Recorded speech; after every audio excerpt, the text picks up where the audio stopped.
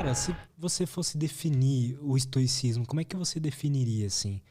Tem uma frase que eu gosto muito, que talvez seja a mais famosa do Sêneca, que é: sofremos mais na imaginação do que na realidade. Eu- Como é que você definiria o estoicismo?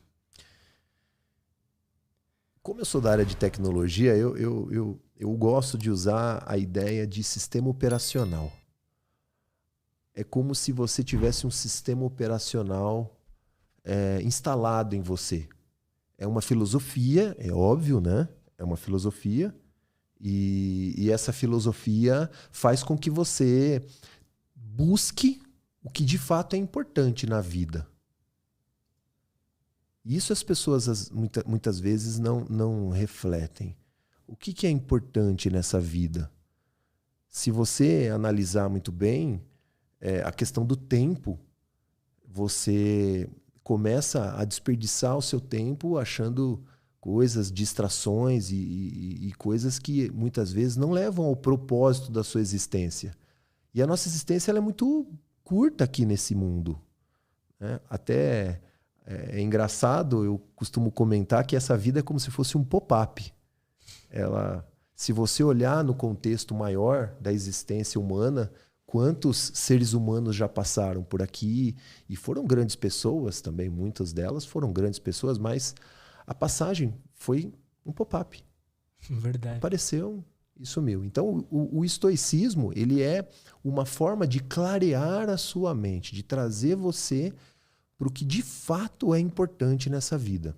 E os estoicos, eles costumam se basear principalmente no que nós chamamos de o que a natureza demanda de nós. O famoso como viver de acordo com a natureza.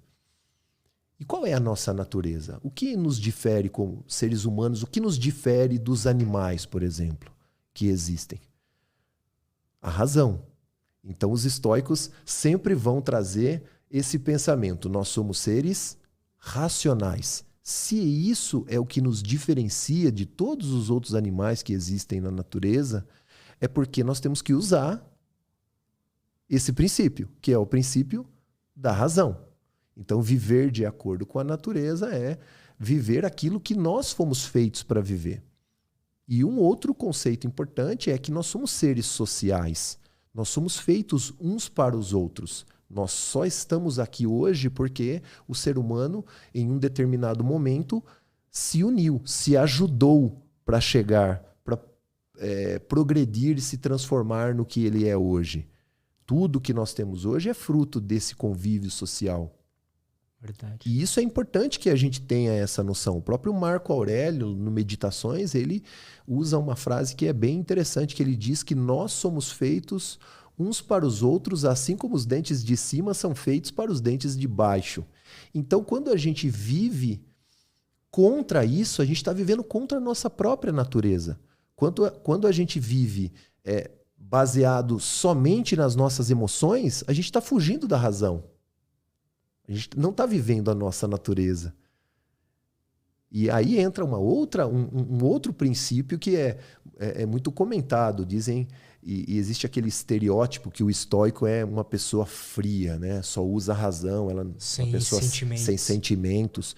E isso é um equívoco tremendo. Muito pelo contrário. Quando você tem o domínio da razão, você consegue viver a emoção muito mais profundamente. Porque você consegue enxergar melhor a importância daquele sentimento. E isso também traz um poder muito grande. E isso empodera também. E quando a gente não vive um para o outro, quando a gente também não tem um propósito de ajudar ao próximo, isso também é viver contra a nossa própria natureza. Isso não impede que a gente busque aquilo que seja importante para nós. Ele só entende que você não deve ser contra algo que seja prejudicial aos demais.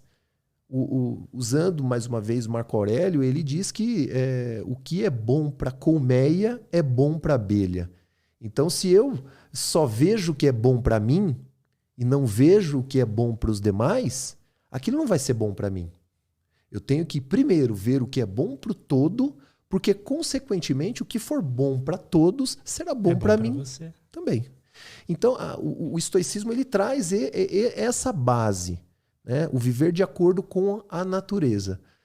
Basicamente, somos seres racionais e sociais.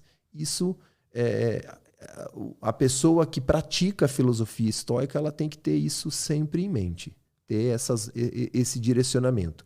E qual seria a bússola, né, para que a gente possa, então, viver uma vida de acordo com a natureza? Buscar a nossa excelência, viver aquilo que a gente nasceu de fato para fazer.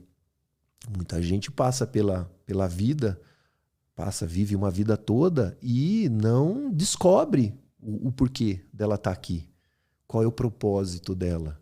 E isso é muito triste, por isso que na educação eu venho aí nessa jornada da educação para poder fazer com que pelo menos se pense nisso na escola. Muito mais do que se ensinar um conteúdo, o aluno tem que chegar lá no ensino médio sabendo o que ele é bom, no que ele precisa melhorar. Verdade, né? Ou que aquela instituição ajude ele a descobrir isso. Exato, né? Exato. Ajude ele a descobrir para que ele possa escolher algo que faça ele viver uma vida significativa. E não escolher, por exemplo, um caminho porque aquele caminho dá mais dinheiro ou porque aquele caminho dá mais prestígio. Isso são coisas indiferentes, né? E aí acontece a maioria das infelicidades, as pessoas que estão insatisfeitas, né, com a própria vida, é porque não descobrem esse propósito, não descobrem esse caminho. E aí qualquer